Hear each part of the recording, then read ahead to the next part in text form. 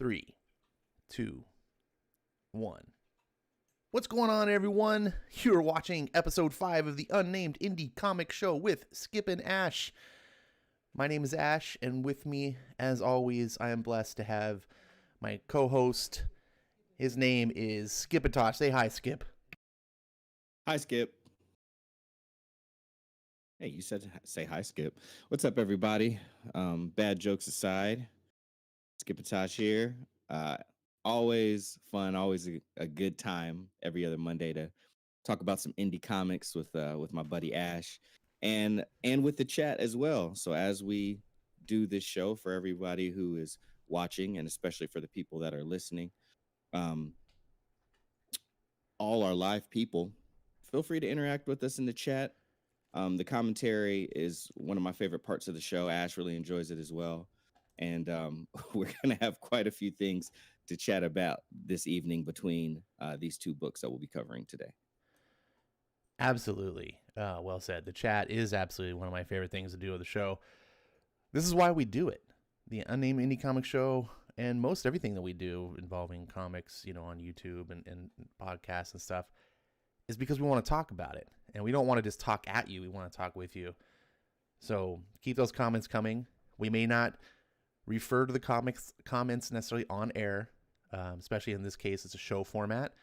It's not really a Q&A format. So, but be aware that we are looking at that. We're taking that into consideration. Tonight, we've got 2 books that we're going to be talking about. As always, if you're a newcomer to the show, the way the format of this works is we have a current floppy title that's coming out, regularly on the stands. In this case, you can see it's Firepower. It's going to be in issue number 7.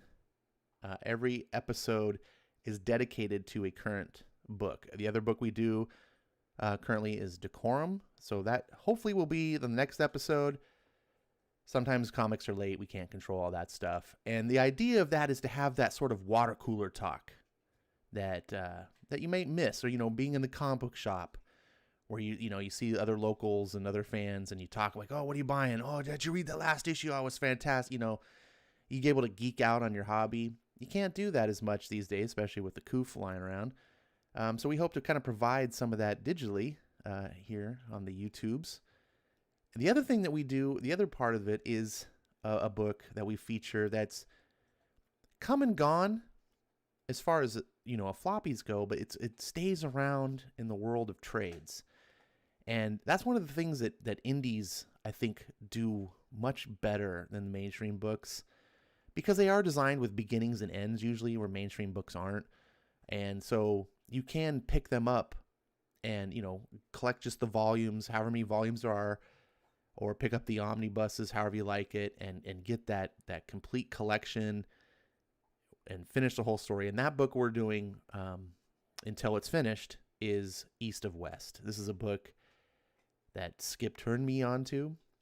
And we thought we're going to do the same type of thing here, where we're going to take this book and give you that sort of water cooler treatment. If you're like me and you missed out on East of West when it came out on the stands, you might go, I missed the boat. Oh, well, And you can certainly pick up any book, read them by yourself at home. But I think it's more fun to kind of feel like you're in part of the conversation. And that's what this is about. You're going to be able to read every 2 weeks. We're going to do 1 volume of East and West. We're currently on volume 5. That's what we're covering today. The next issue, 2 weeks from now, we're going to do volume 6. So get these books, read them with us. I'm not jumping ahead, and we're going to talk about them. We're going to geek out on them. This show is an unabashed fan cast, right? We're not reviewing these books and telling you critically where they fail or they succeed. We're just talking about how much we love them, and hopefully you love them too. And if you don't, maybe we can persuade you. So tonight's first book that we're going to be talking about is Firepower. But before we get to that book, one of the things I like to do, because I'm hosting it on my channel, this is one of my adult traditions. I like to always have a nice beverage when we're enjoying ourselves. Whether I'm at the movies, I get a Coke and popcorn. When I'm on streams, I have various things. Tonight I'm drinking a Stella Artois, and I got some iced tea to soothe my throat as we continue talking tonight. Skip, are you enjoying any beverages? I am enjoying a beverage. Tonight I've gone a little more of the functional route. So I've got myself some Gatorade Fierce grape flavored. So Ooh, fierce. keeping the it's very Is it's it very really very fierce? fierce. I've I mean it's about as fierce as a Street Fighter fireball where you got to hit the fierce button so it goes a little oh. faster. Um but yeah, no, it's it's good. Keeping the electrolytes going so I can stay hydrated and talk my face off and hopefully not dry out my throat too much. Very nice. Very nice. Well, let's not waste any more of our airtime. Uh, let's get right into the goodness. I think that's what everyone's wanting to talk about. It's firepower. Why don't you do what you do and tell us about this book? Absolutely. Firepower, issue number 7. For a majority of you who have been following along, know that Owen has come. Mr. Owen Johnson, main protagonist of the book, and the possessor of the firepower, has come a long way from being introduced to the temple of the Flaming Fist, way out in the mountains in some odd place, all the way to jumping ahead. I believe it was 15 years to having a family and whatnot, being domesticated. And of course, as much as he was seeking out his past when he first went to the temple or first discovered the temple, now he is at the point where his past is actually seeking him out even more so. Owen not getting all of the answers that he was looking for about the past still puts us in a place where we are learning along with him what is his true past and why now all of a sudden is it putting him and his family in danger. And we've come a long way. Last book where we left off can be simply wrapped up with this note here: Owen's reunion with Wei Lun, who was his master, his sensei, if you will, at the Temple of the Flaming Fist, began with a fight after Owen learned of his master's new allegiance to the Scorched Earth clan. And the Scorched Earth clan was sworn enemies, for lack of a better term, for the Temple of the Flaming Fist, where Owen first met Master Wei Lun. So Master Wei Lun has made a change. He's switched teams, if you will. Bested by his pupil, Wei Lun told him that his time at the Temple of the Flaming Fist was based on a lie. The order was actually founded to protect the dragon. And the dragon is this prized possession that was at the Temple of the Flaming Fist, or at least we were led to believe that. A lot of things are still coming into play, as I said, but the Scorched Earth clan was dead set on getting into the Temple of the Flaming Fist and releasing the dragon, so to speak. But at the moment, Chao Fang's assassins, and Chao Fang was Master Wei Lun's right hand man, so to speak, but had betrayed them, or vice versa. That part of the story we're still being filled in on. But Chao Fang's assassins, at the moment, where with and they are called the Dragon Claw.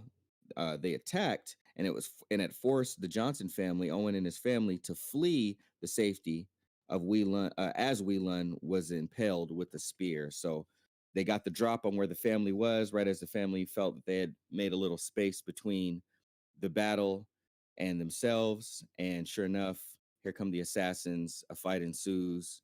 And again, Owen does not get additional information that he was really seeking from Master Wei Lun, and Master Wei Lun had appeared to be shaken off of this here mortal coil, but there was more that met the eye, and we found out that he was actually not dead. And the story, this issue picks up from there. All right. And this was a pretty cool issue. It started off a little slow for me. And as I was reading it, I was like, man, are we going to be able to have much of a show for this this issue? Is this kind of like one of those down issues where not much happens? We just get a little bit of like, like respite from all the action. But there was some key moments in here that made me go, oh, yeah. how do you want to approach this? Should we just go through the book and talk about it, or do we want to just, you know? I'm with going through the book and talking about it. I will say I think that there was more than any other book, and it's always present, but more than any other issue, I believe that the storytelling and the order of things are very, very important to the bit of information that we come to at the end. So I think it's best that we go ahead and kind of march through it a little bit. All right, it's a short book, so I think we can do it this way without having too much time. The book starts off on the rooftop. We see Owen, and his wife kind of surprises him. In there, he's taking watch because he's got assassins after his family. And anything about this whole scene? It looks like it's about several pages. It ends with him, getting kind of startled by his dad. Anything you wanted to talk about this scene? I think one of the most important points that we're to take from this is he is extremely on edge. I mean, as we were just talking about, it seemed like every time, like since he had come into the knowledge that his past from 15 years ago is now in the present, they've only gotten very, very brief moments of, basically rest. And ever since then, it was, one beat to the next beat to the next beat. Little bit of rest here, right when we think that we're safe and we're out of it. So anybody in that situation, we talk about anxiety, and being on edge. He is extremely anxious, and he takes, being an adopted, person, I guess, for lack of a better word. I don't know the term. I think there may be, and I can't speak from this place, but I'm trying to put myself in Owen's shoes. He probably has a special value for the family that he's built that maybe not a lot of other people had. So you can really tell he is very, very, very protective of his family, as anybody would. But I think there's a little special element, and I think he also feels a lot of guilt for being the reason why why his family is in this situation now. So he is extremely anxious. He is on edge. And he's at the point where initially, and you remember this, Ash, and the initial shock was to his wife and to the kids. His wife knew a little bit about it, but not a whole lot. She's still learning along, as they're going along, like what all this really, the weight of it, what it truly is. And then his kids, just being kids, they're just shocked left and right. So he went from having to console them and kind of keep them chilled out to now we can truly see that they've had a little more time. And now he's on the edge, and it's his wife and other parts of his family that are trying to console him and bring him down. So I think that's the main thing to take from this first part.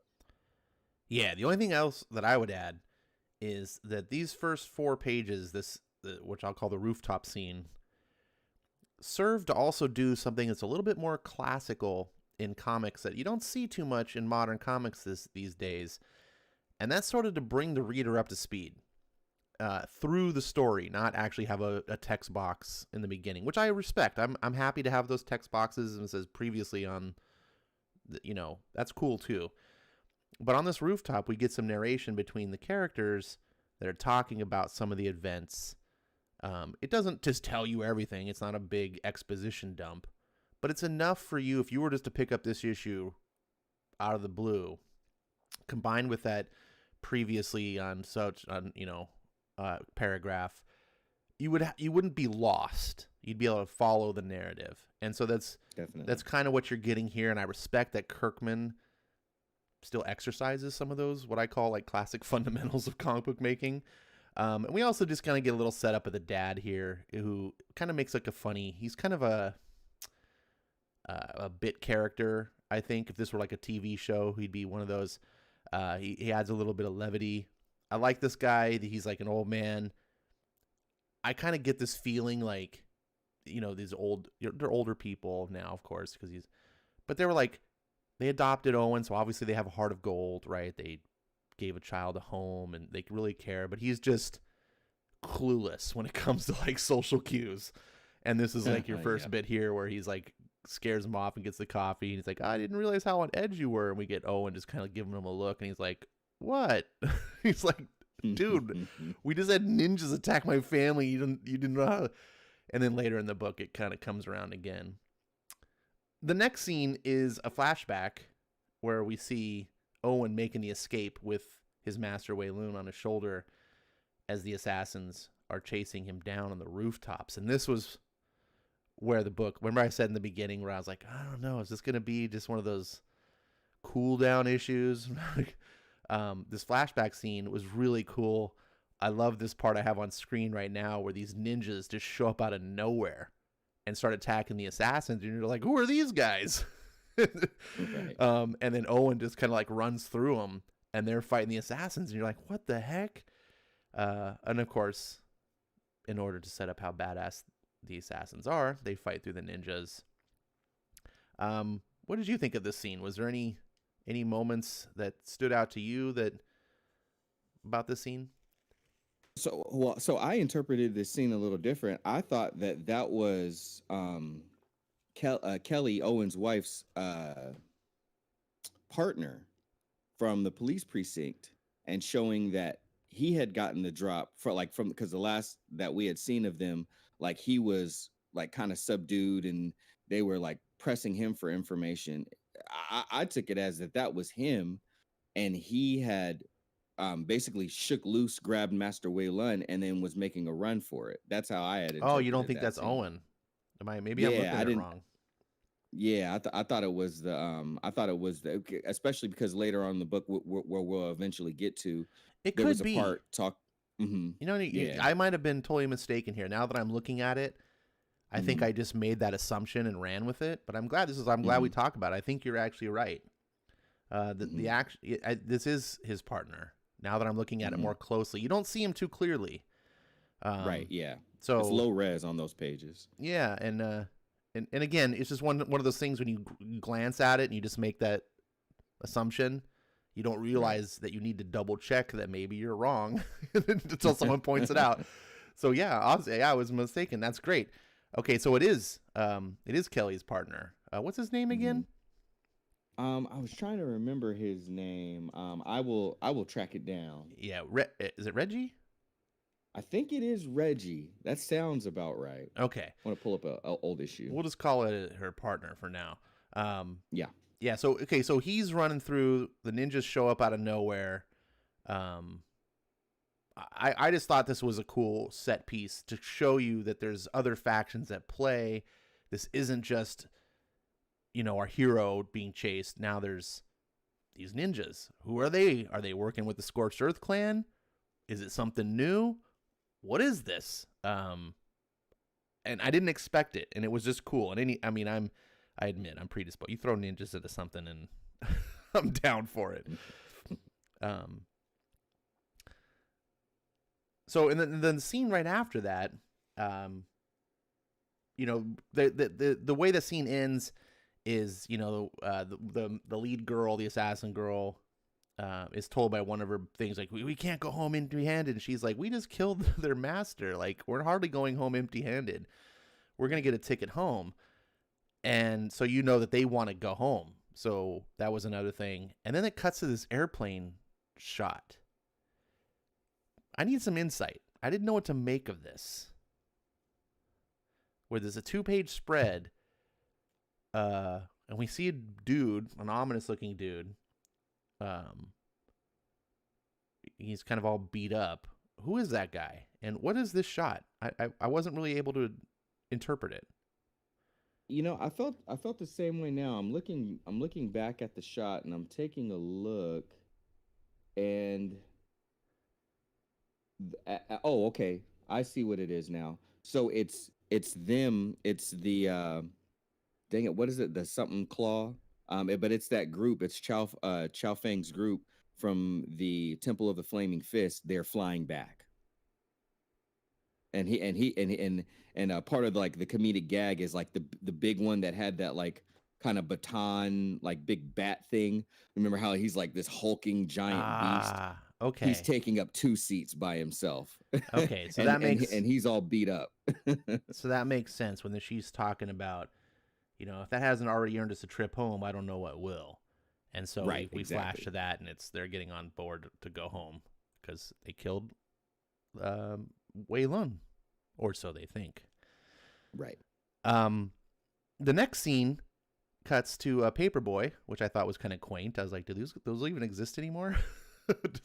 Do our readers even know what those are? Your younger readers. But I thought it was a cool scene. The kid's riding through a little idyllic town, and he's throwing the paper, and he hits the door. And of course, inside, unbeknownst to the world outside, there's just carnage and destruction. And there's a woman pinned to a wall with a sword, but the paper hits the door, and her eyes open. What do you think that's all about? That's probably the biggest question I had, the biggest new question that I had throughout this whole thing. I'm thinking like, hold on, wait. You were driven through, like through the solar plexus, like right through your guts and the main parts of your innards, and you were hanging still from that weapon, from that sword.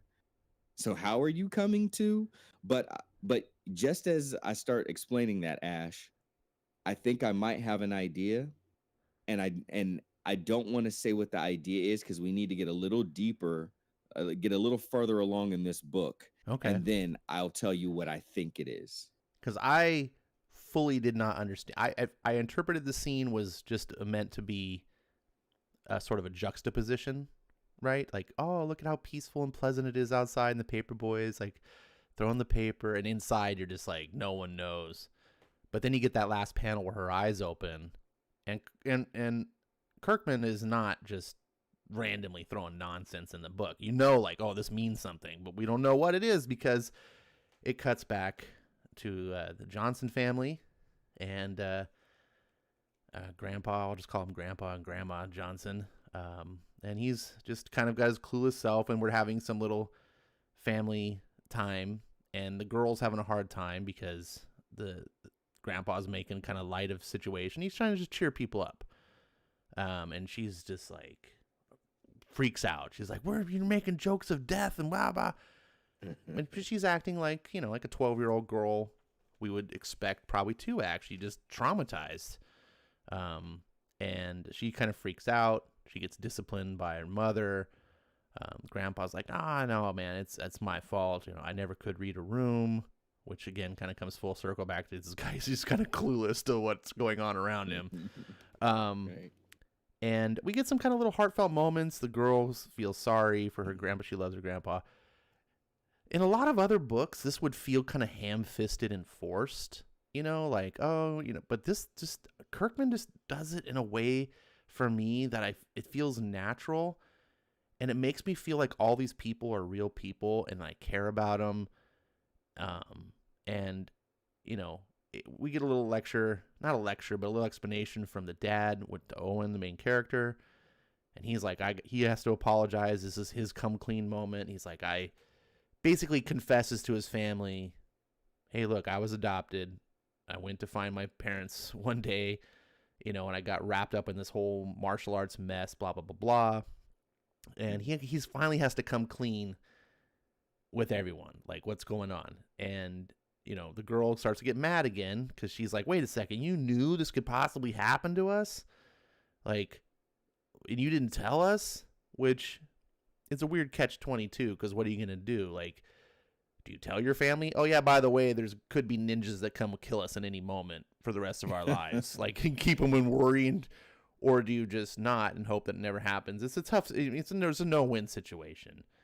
But it's nice to see some of the family support here, that structure that he has with his wife. Do you have anything in this scene that stood out to you or that you want to comment on?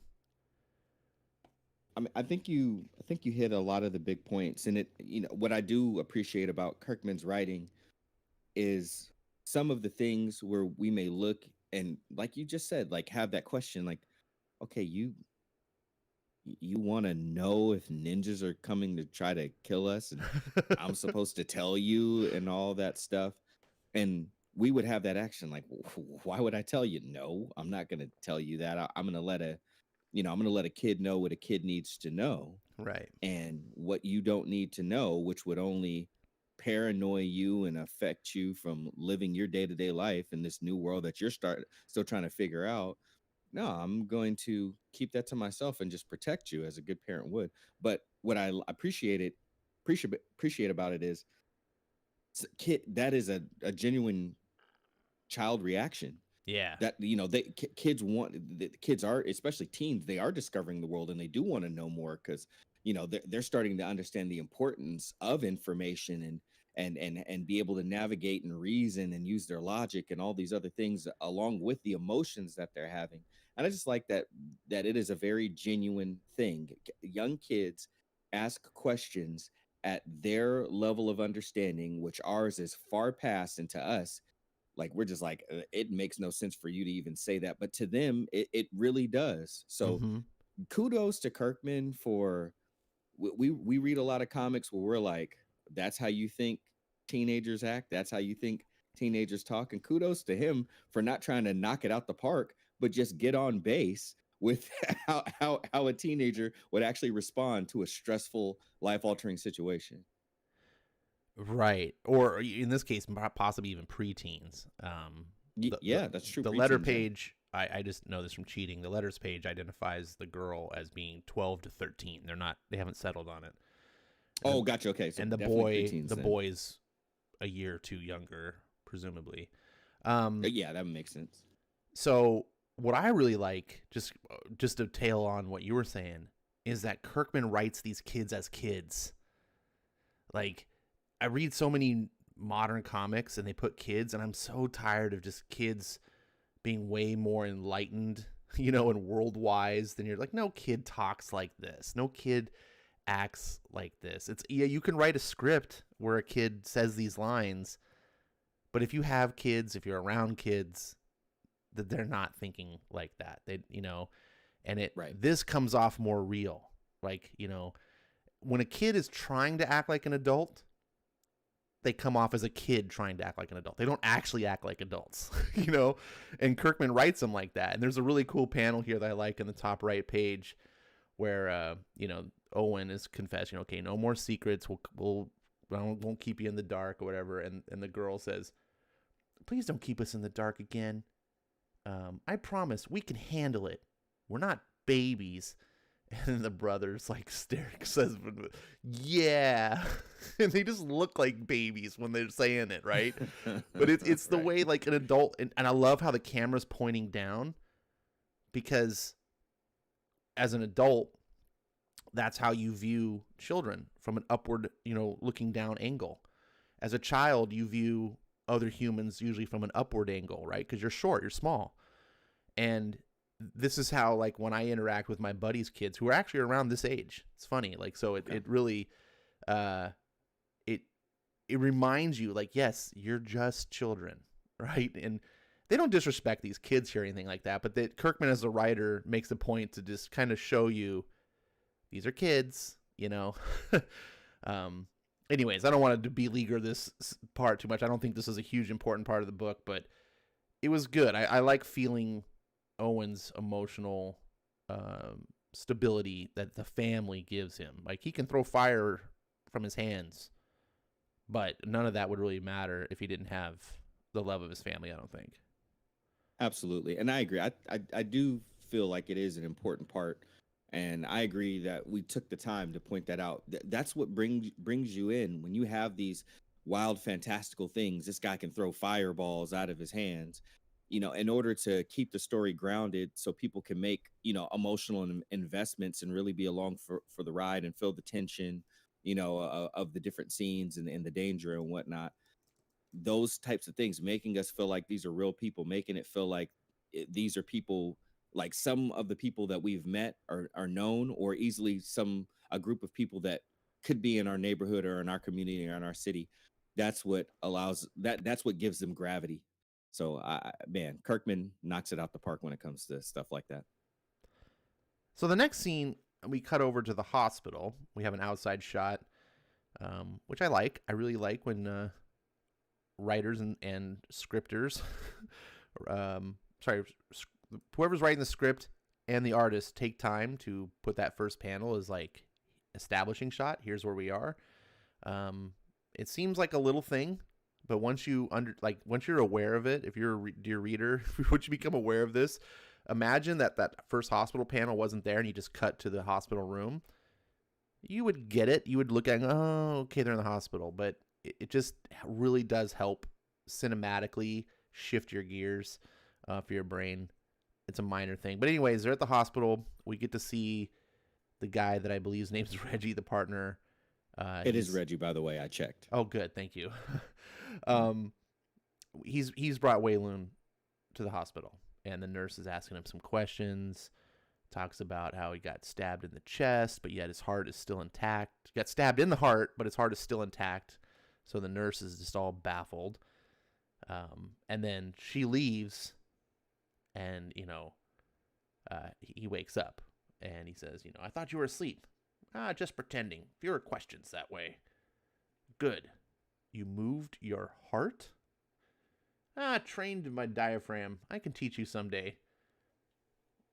But now we must find the Johnson family before our enemies do. And I think this is kind of funny how, first of all, how the master treats crazy shit like moving your heart as just like, I just did this. Like, it's no big deal. And then also you get Reggie later on being like, oh, you really teach me this? Like, he's just all kind of geeking out on it. And this is just a quick 2-page scene that kind of just helps establish or reinforce, I guess, that Reggie also has a relationship with the master. Any takeaways here from you? Yes, big takeaway. This was the part that I was talking about, us having to come back around to in order to talk about the woman that was hanging from the sword in the Johnson family's home. Those people are Chow Fang's Chow Fang's clan. They are the ones that he sent. He was back at the Temple of the Flaming Fist. Master Wei Lun talked about being able to move his organs. I think that's what happened, and that's why she was able to wake up. She was ran through, but if you go back to issue number 5, as Owen threw a fireball at the guy that was in brown that was hanging on to his son, and then charged after the lady in white and ran her through, and then she ended up on that wall. She may have used that technique that Master Wei Lun knew because he likely learned it at his time at the Temple of the Flaming Fist. So I believe that's probably why she may be alive. She moved some of her organs around as well. I think you may be onto something. Think so. We'll see. We'll see. So our next scene, we cut back to the family again, and some of the people in comments have been making some notes of the coloring in this book, to which I agree. Outstanding use of coloring in this book, not just to color it in a way that's aesthetically pleasing, but in a way to also carry the mood, carry the themes that are going on from scene to scene. Here we get the nice warm pastels because it's a calm, peaceful time. And I really appreciate that. We get a little funny bit where they're talking about the dog doesn't want bacon because it's a vegetarian dog. And the grandma's just like, vegetarian dog? I never heard of such a thing. And we get the son. I gotta remember these kids' names. He's practicing his martial arts, and he's falling down because he's got some coordination issues as kids deal with. And then we get the girl. Basically, this is where the book really started to engage me because it's diving into the mythos. And she says, "You think the dragon is really real?" And boom, all of a sudden you're like, oh, okay, it's not just about, hey, we're all cool here and just recovering from our thing. It's back to what we talked about on the last episode of that we covered this book, was about the dragon. Our big theories about, is the dragon real or not? And I was like, what? And so she asked, it seems crazy, but, your teacher is smart and not even a little bit crazy. And we've got people flying all over the world trying to kill us. And then I love the son in the background. He's pointing, capture us, whatever. And she points out some things like, if this is too crazy to be a hoax. Like, no one's going to be chasing him down to kill him just because of some made up thing. Right. And so she kind of does some speaking for the audience in that way. She sort of says some things that maybe the audience has been questioning too, like, yeah, what about this? What about that? And Right. I really like that. And then the scene ends with them saying, "Oh, ghost." But before we go on to that, is there any part of this that you wanted to touch on? That was a big thing. Yeah, big shout out to Matt Wilson for I mean, he has so many different styles. He's one of my favorite color artists. I read so many of his different books.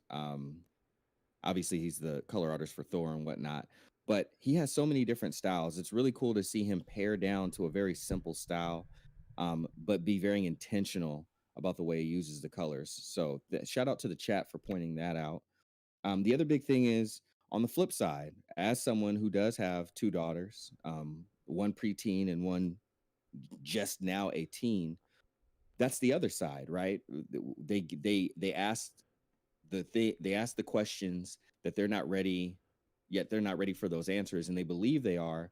And then and that's when we remember, okay, yeah, you're a child, and you have the place of a child, and I'm, trying to train you up to be, an adult. So I'm going to graduate you through those steps. And then on the flip side, this is a part where I feel like a lot of adults these days look down on children and discount them too much. They are coming into their ability to reason. Mm-hmm. So she's using her deduction skills. She's deducing these things and subtracting all these parts to bring it down to, hey, this has got to be serious. People are risking their lives. This dragon thing could be a real thing.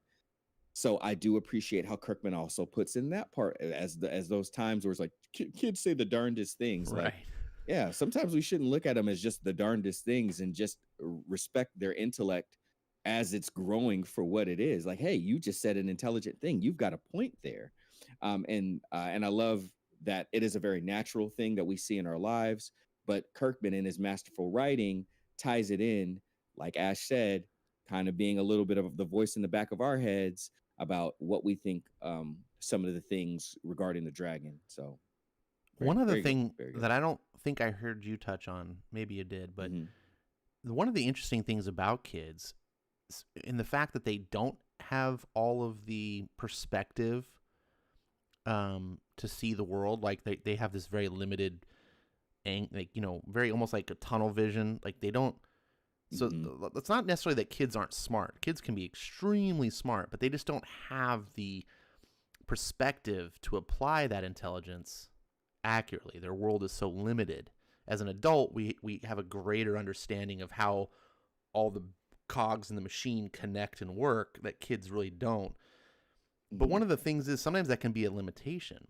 Sometimes we have seen too much that it causes us to not see some of the things that are so simple. And then a child, because they only see things so simply, are the ones that can see it. And I thought that was, I think this is his theory here. I think this is what Kirkman is trying to get to. And he's, because she does her little deducing. But then Dad says, I hate to burst your bubble, but I actually slipped past the dragon guard one day and got into the dragon room, and it was empty. No dragon. I don't think it's real. And he's squatting down to look her eye to eye. Grandpa walks away, and she says, maybe the room just houses to a portal, so where the dragon is. Or, I don't know, maybe the dragon was just invisible. And then that's where we see the little brother's the ghost, and this conversation gets interrupted before it can go too far. I believe Kirkman is teasing us plot stuff to get us thinking and going, okay, now cut away. And we show up, and Reggie shows up with Wei Lun. And he says, I assure you, I'm very much alive. He gets a big hug. I don't know if there's anything important here to discuss on this little scene. No, I think you pretty much covered it. Definitely having Reggie there, means something. The Master Wei Lun, could have shown up alone, but he shows up and Reggie's there. So that means something. Obviously, it's significant. I think we know the role that it's already played in the story. So to us, it's not like it may not jump out, but just me trying to keep my eye on the small things, because Kirkman can be very nuanced at times, and those small little things come up later. That I feel like Reggie's going to continue to play more of a role, and his presence is going to mean more of something later on down the line as well. Nice. So moving along, the next scene takes us back to the temple of the Flaming Fist. And looks like things are in ruins. We hear an off-camera voice. Fools, you have doomed us. Wei Lun is not dead. That is just not possible. You are no match for him. He tricked you, and now he has Owen Johnson. The firepower is in the hands of the Scorched Earth clan, and now they will be coming here. And you can see over his shoulder is that First Master guy, where the legends have foretold he would return. And I can't believe this is just an accident that the camera zooms in on this statue. And that is the end of the issue. What are your thoughts? Right. No, I'm right there with you. Chow Fang beating the crap out of them. And I do like that comedic part too. I know that there was some distance in between when they were like, hey, we can go back. Yeah, we didn't capture him per se, but hey, we killed Master Wei Lun. That's definitely a reason for us to be able to go back. It almost being implied. Chow Fang was like, you go out there, you bring him back, or you kill him, and you don't come back until you bring. I want his body back. Like I can even say Chow Fang. So you're like, you bring him back alive, or you bring him back a dead, but you bring that carcass back here, and them being like, man, we've been out here so long. Like, hey, we did kill him, even though we don't have the body. He is dead. Of course he's dead. We stabbed him. He's dead, of course. Right. And then as soon as they get off the plane and they go back up to the Temple of the Flaming Fish, Chow Fang just hands them their hides one by one and just cusses them out. So I liked the comedic tone of that part as well. But yeah, let's make no mistake.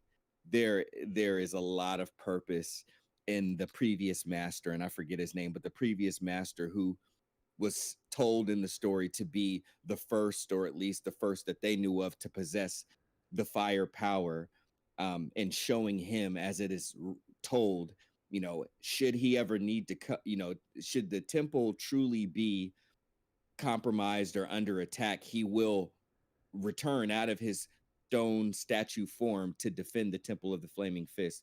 There's no mistaking that close-up shot there as the last panel. Yeah, there's something. Yeah, and this has been alluded to multiple times. Both, actually, I don't know if it's been in the actual main series, but it for sure was alluded to in the trade paperback, the original one, or the graphic novel.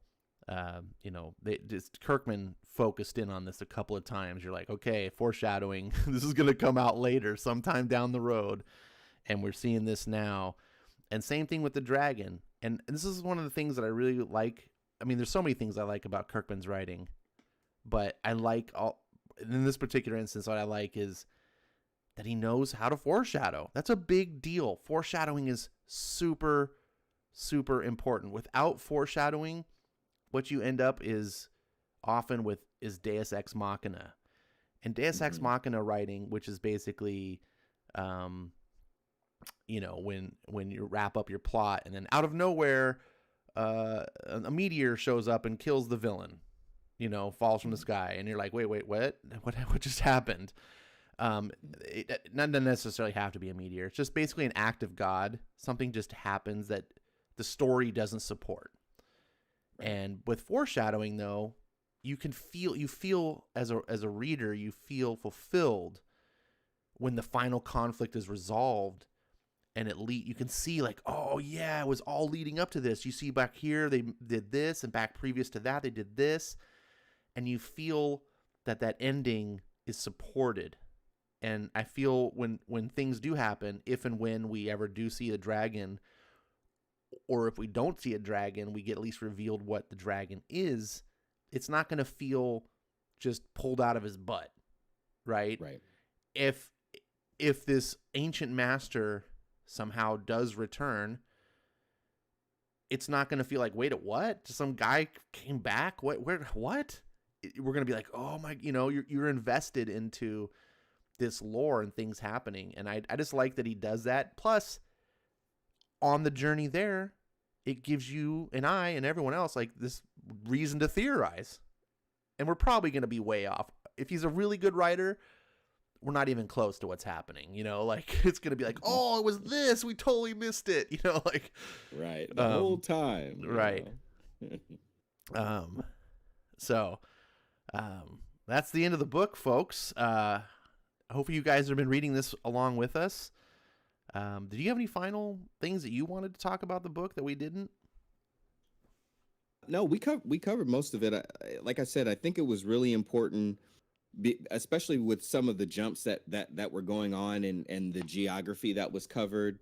Them, going from, going like Reggie and carrying Master Wee Lun to go across the rooftops, and them being at the other family's house, the parents' house, and then going all the way back to the Temple of the Flaming Fist. And I because there was so much jumping in the hospital and this and that, I think this might have been the book that had the most amount of scenes. I think out of all of them, really had the most amount of scene changes. Mm-hmm. So I think it was very important the order of the story be covered that way in this particular issue. But outside of that, this book continues to be such a joy to read. It never feels like a chore. It never feels something I have to do. It's always something that I'm looking forward to doing. The quality is always there.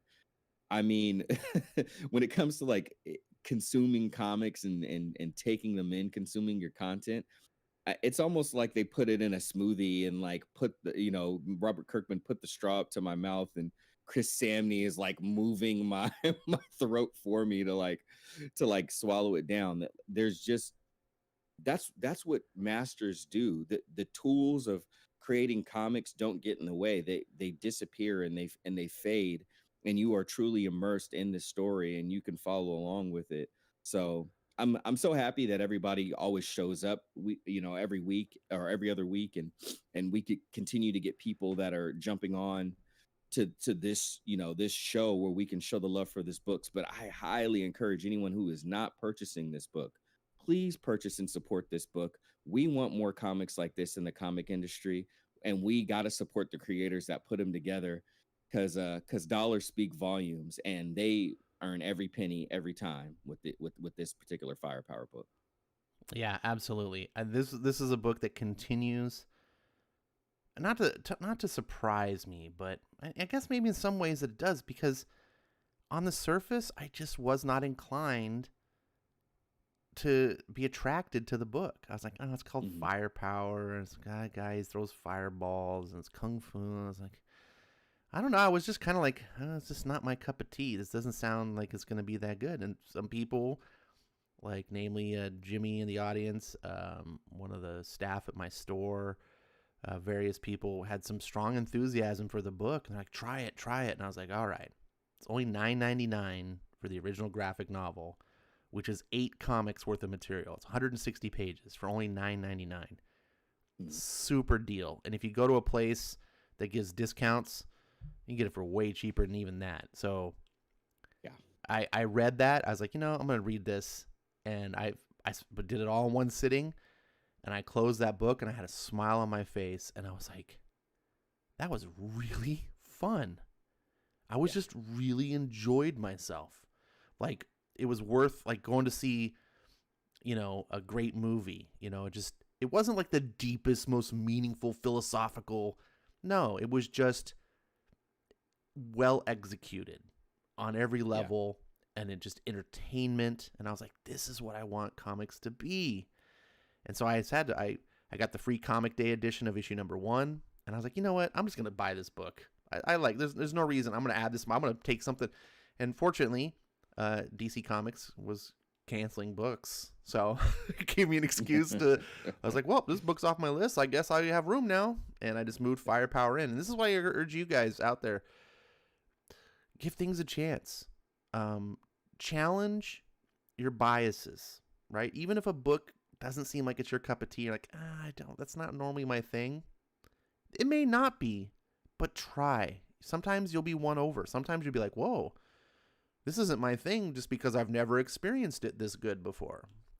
And this is a book that on the surface, if I were just looking at panels of it and hearing people talk about it, it's like, oh, it's a family thing. Oh, it feels like The Incredibles in a way. But in some ways, that's not far off. But when the experience of it versus the description of it, in my opinion, is so much better. I don't know if Skip and I could possibly do it justice. You had to read it. We do our best to tell you about it, but we're really just discussing this from a fact that you're reading it too. That's what we're hoping. If you haven't read it and you're just letting us spoil it, I feel like you're missing out. Yeah, so don't miss out. Check it out. Before we move on to the next thing, I did want to acknowledge some of the great chatter going on in the chat as we talk about this is one of our favorite parts of the show. And I know we've kind of been in here chatting with y'all a little bit as we've been talking, but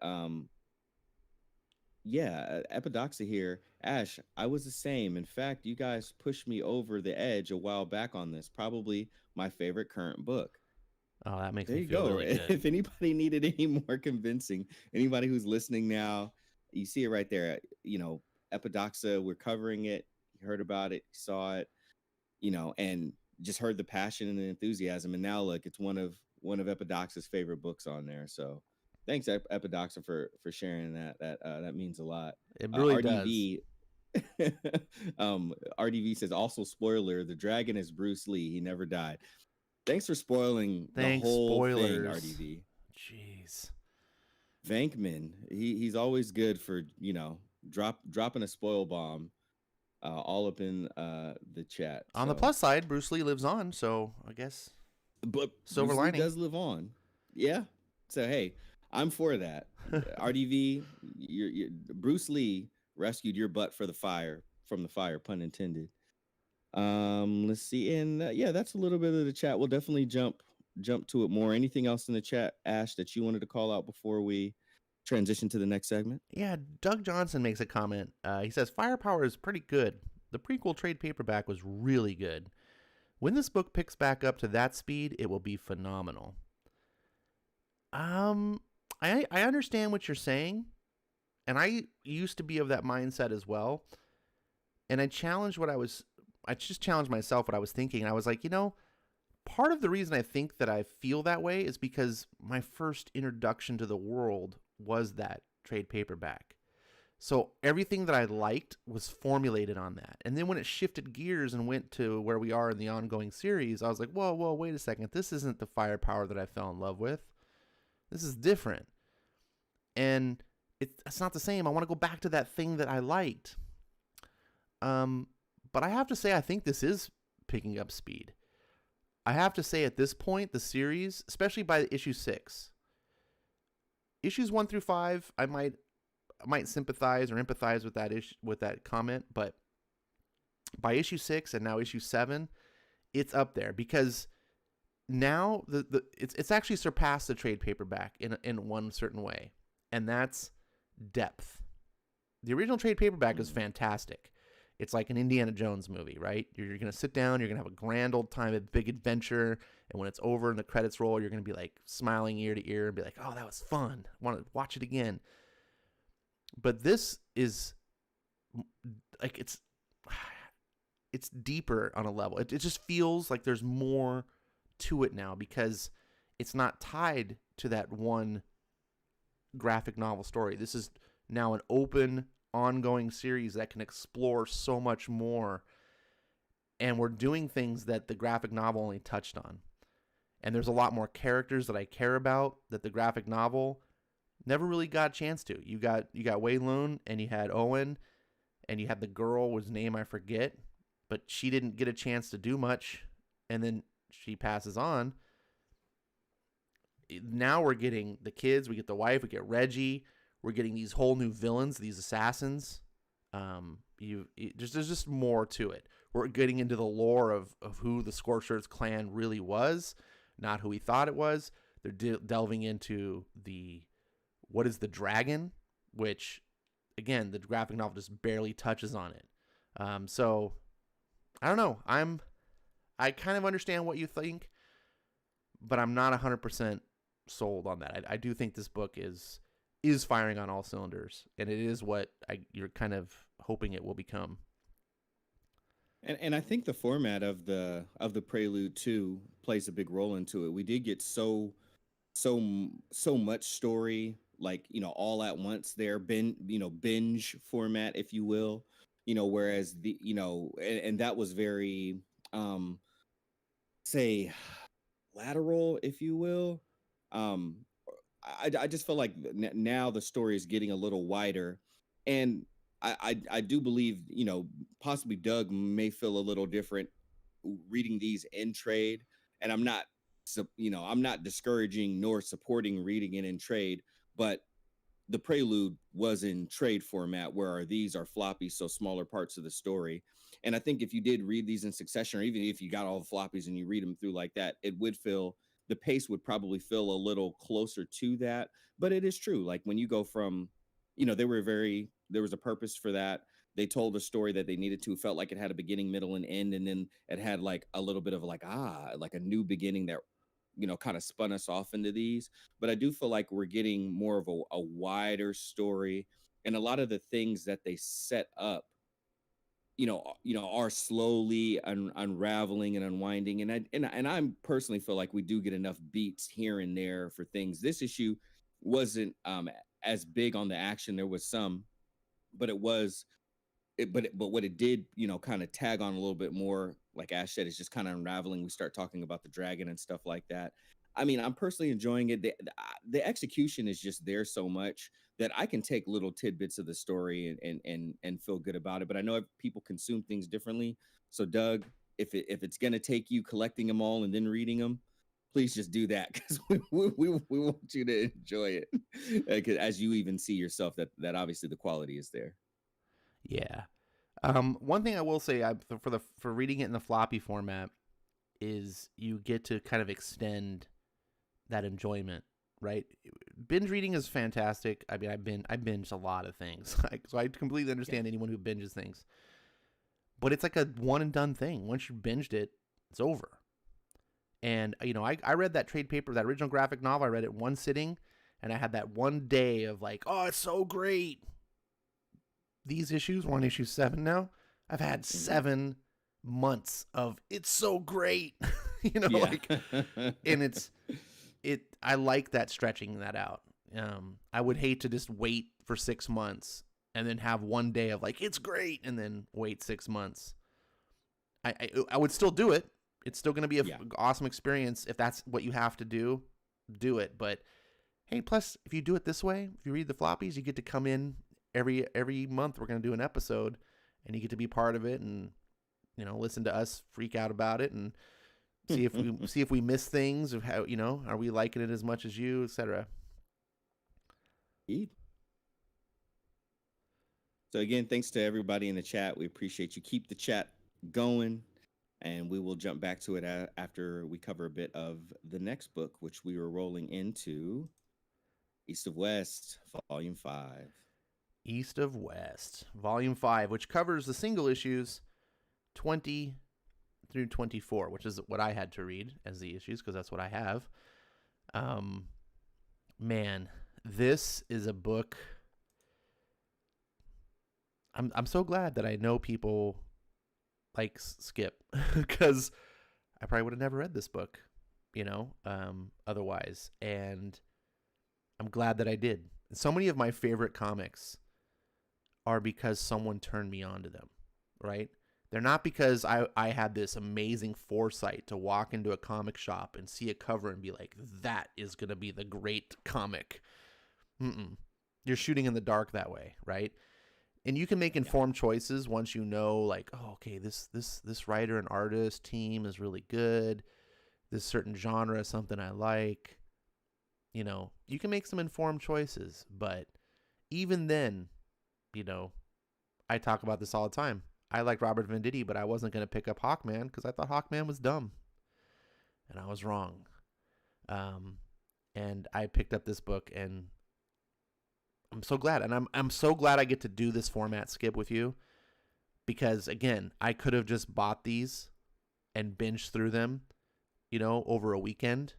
I could have Mhm. binged it, easy, or at least say a week, and binged them Yeah. through a week, and it'd have been done. And I probably would have had like a sit down conversation with you and been like, "Oh my God, Skip this," and you'd have been like, and we've talked about it for a day, Yeah. and then we'd have moved on to other books.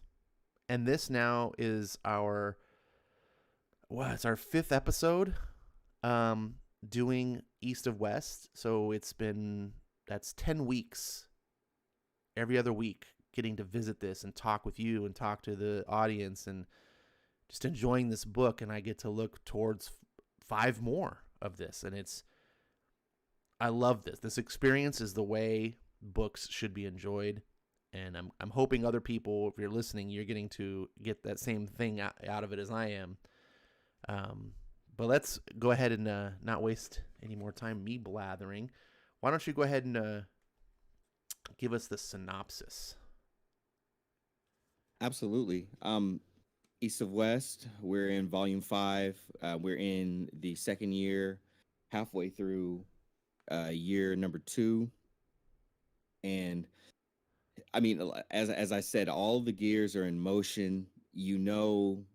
At this point, we know all of the characters. As someone who's read through it a few times, I can't think of any other big characters that we haven't been introduced to now, and everyone is just playing their role. All of the chess pieces are on the board, and they are moving, and pieces are getting set up, and some are going to start coming off of the board. A few already have, but the state of things are big, and there's only so far back that I'm going to be able to go because of the sheer size of these book. 5 volumes in, so hopefully majority of you have been following along. Yeah, why don't But if I may interject here, why don't we just sure. assume everyone's kind of followed at this point?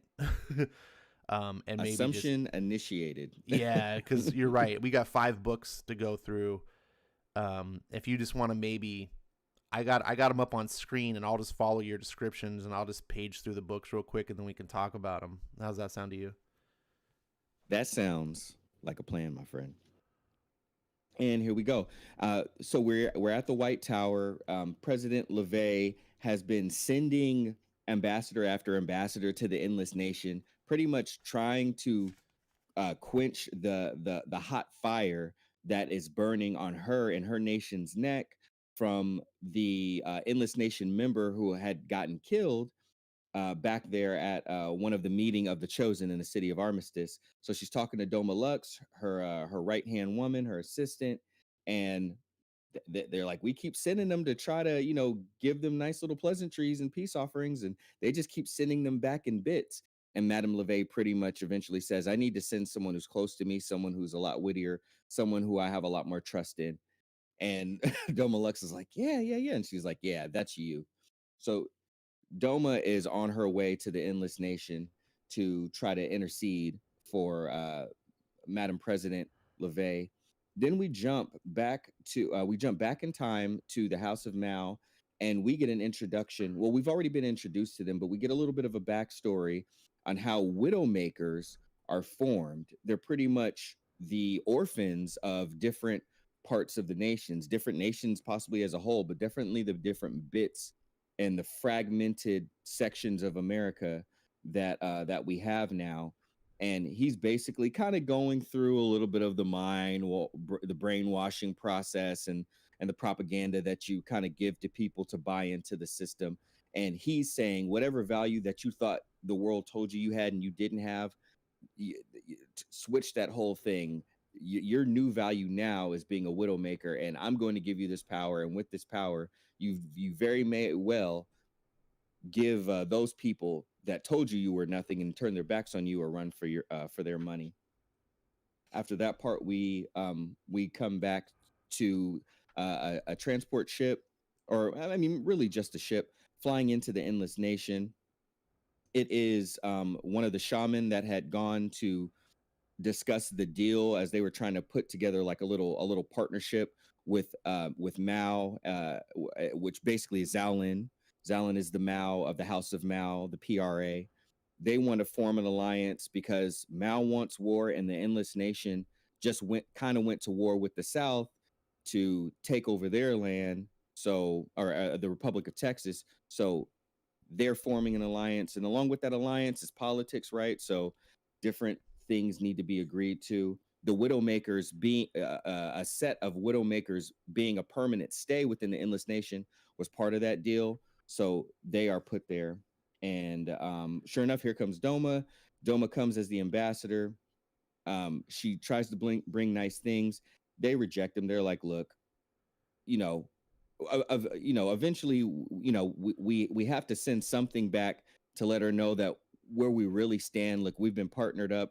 We're not going to kill you. We're going to send you back alive, but you're not going to be in the greatest shape. And now as Doma Lux was getting the crap beat out of her by one of these Endless Nation Sentinels, one of the Widowmakers, kind of intervenes, and we get a little bit more of that backstory. The Widowmaker gives her some of that propaganda, and sure enough, we come to find that Doma at one time was part of the Widowmaker program, and that Widowmaker remembers her. So we find out that there's a little bit of history there.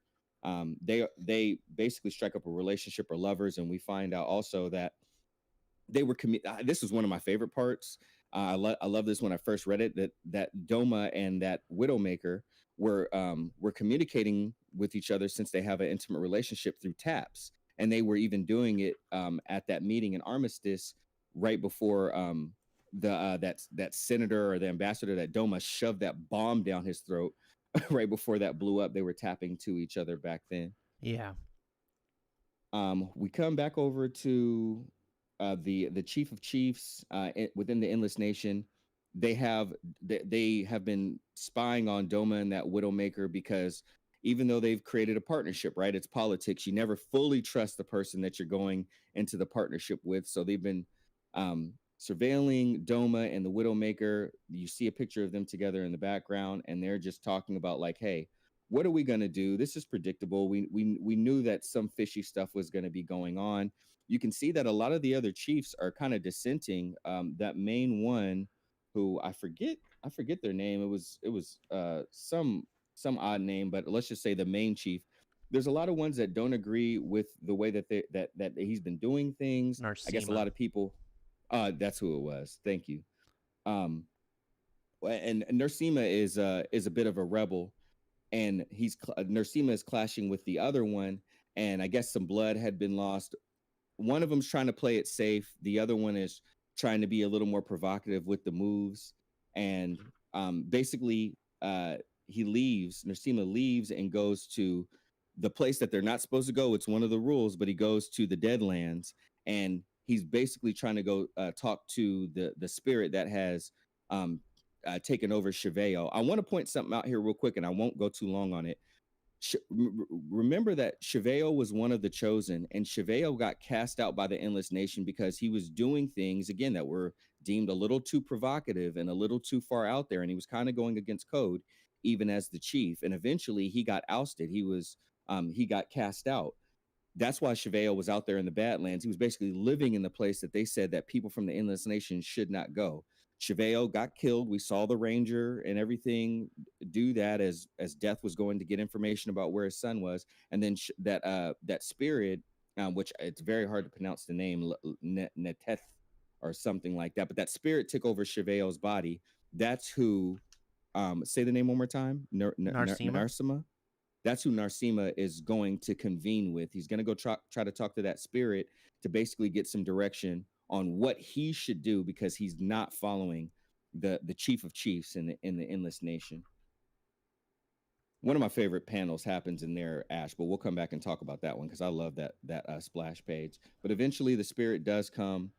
They talk, and the spirit basically says, hey, there's going to have to be some sacrifice. Are you going to be, Narsima, are you going to be the one to sacrifice yourself?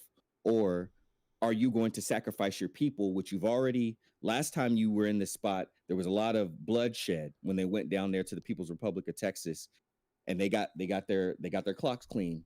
Are you going to sacrifice yourself this time, or are you going to let your people, you're going to leave them out to dry? We come back to the Endless Nation, and basically Doma has been converted. Doma is now going to act on behalf of the Endless Nation as she goes back to Madam President LeVay. That's the end of issue number 21. Issue number 22. This is really quick. I'm not going to say a lot about it because it's literally called A Moment of Silence. The whole issue happens within the span of 1 minute, and it is my single favorite issue of the whole series. And that is something also that we'll talk about a little bit more. But basically, it is a full-on attack and assault on Zhao Lin, the Mao of PRA, and you see people infiltrate. You see them take out some of her assistants and whatnot and maids. Eventually, you see a contingent come and defend her. But let's be very clear, she didn't look like she needed much defense. And then at the end of the issue, you find out who it was that it sent them, and you're led to believe, obviously, that it was just um, likely the Union and Madam President LeVay. But sure enough, it's one of my favorite scoundrels, Archibald, and he receives the transmission that it's failure. And I love his line right here. Well, now, I'm not going to lie. This most certainly complicates things. So now everybody has a bit of an idea that, obviously, an attempt on Mao's life has gone through, but it was unsuccessful. And everybody's going to be on alert after that. Number 23, we get Archibald talking to one of his people that was helping coordinate that attempt on Mao's life. That dude failed. All of a sudden, he starts choking and dying. And sure enough, Archibald had poisoned him, so he's dead. He's talking to his niece, who is up there, and that's pretty much his right-hand woman now. And they're just basically, machinating on what they've already schemed on and what they might be doing going forward. We jump to John Freeman, who is in line to be the king of the Kingdom of New Orleans. After the current king, his father, turns it over to him or passes away. But he's gathering all that money up that he's going to be sending over to Madam President LeVay as she needs it. Doma Lux is accompanying him, and they actually end up taking out the people. So they stage it to set it up as if the money is going to be going over there, but they end up blasting the people, and it was a bit of a setup. And the vizier for the king, the voice of the king, almost like the king's executor, if you will. Her and John Freeman are in a relationship, as we know from going through the book, and she's basically like, "What are you doing? Like, your father was already suspicious of it. You convinced him that you're buying a nation, which gives you more leverage as a kingdom, but you've got this whole other thing going on that it's not what you say it is." And John Freeman, we get a little bit of a flashback that John Freeman spent a lot of time and pretty much was brothers with Wolf, of Crow and Wolf, who were hanging out with Death. And you see that they have a deeper relationship. And the person that was basically bringing them up and training them was Cheveo. So Cheveo was like a father figure to John Freeman and Wolf. So we get some backstory there. And John Freeman pretty much lets her know eventually, hey, it's actually deeper than me buying a nation. I really believe in this chosen stuff, and I want to bring about the end of the world, and I want to see it through. That is the end of that issue. Finally, we come to the next one. We're getting Ezra O'Brien kind of doing some odd experiment to a person, really just kind of talking about how he is the living embodiment of the word as he's consumed the word or the message. He's literally eaten the message. He's gotten new revelations and he's written them out on scrolls and he sent them out. That's actually what John Freeman was handing to the vizier / his girlfriend at the end of the previous issue. So everybody's basically getting their new marching orders in issue 24. All of these strange, odd kind of bird-like creatures take the scrolls and fly out to each of the chosen in each parts of the nation. And Ezra is basically just talking about how the message is coming together, how this new revelation is going to bring about certain things, and the end of the world is truly coming about. One of the big, I like that when the bird flew to the PRA, Mal shot it down with the bow and arrow. That was pretty funny. And ultimately, we come to the Three Horsemen. And the main part about this is they don't like getting new revelation. They don't like getting new orders. They've been here the whole time. They were there when the apocalypse started the first time around. So they're not spring chickens to this. But what they do, they cook up all the meat that they had around, all the flesh. They create this stew with it. They pour it in to this part, this hole, and then they're back in Armistice. And after they pour it into the hole, they take their positions on their little pillar thing, and their bodies develop and grow. So they're going into cocoons to basically come out of their like adolescent bodies into their adult bodies. And then lastly, we see that Crow and Wolf, especially Wolf, now have to leave Death. Death is telling them, "Hey, you don't seem like someone that's going to go back on your word. You're supposed to see this whole thing through with me." And Wolf tells him, "I'm still with you. I just won't be physically by your side for a while. I've got my own things to tend to back in the Endless Nation." And as everything is kind of unfolding for everyone, this is a very important part for myself. I play my own role, and I'm gonna have to go ahead and basically catch up with you later. And Crow goes along with him, and Crow kind of gives Death a little bit of a word. She had a dream, she had a vision, and in that dream, she was basically stating, hey, here's pretty much what's going to happen. A lot of what you want is going to happen. Your rage is going to be unbridled. You're going to find your son. And by the way, when you come in contact with those people, the chosen that took your family from you, took your son, took your wife away from you, and killed you, basically, you're going to kill them all, and you're going to have a big smile on your face. And that uh, brings us to the very last scene, and it is the Ranger Thomas, out in the desert with Belle Solomon. Belle Solomon is they're discussing again just how they're going to go about taking out the chosen, and Cheveo is still inside of Belle Solomon's head, almost like the spirit of him. So Belle is kind of having a dual conversation. But as he's murmuring to Cheveo, Ranger Thomas hears him, and he pretty much tells him, you asked, and I'm telling you, yes, I think it's a trap, and or at the very least, some kind of ruse. And Belle Solomon tells him, so we shouldn't go, right? And he's saying, not saying that at all. Hell, I'd bet my last dollar everyone we're looking for will be there. And I just don't think I could forgive myself if I passed up that kind of opportunity, because the Ranger is still very much focused on the mission of taking out the chosen one by one. Yeah, boy. I like the Ranger. He's one of my favorites. He's awesome. Yeah. That was good. Good. Good. That was a lot of ground to cover. So, bravo on that. Let's go back here to the beginning.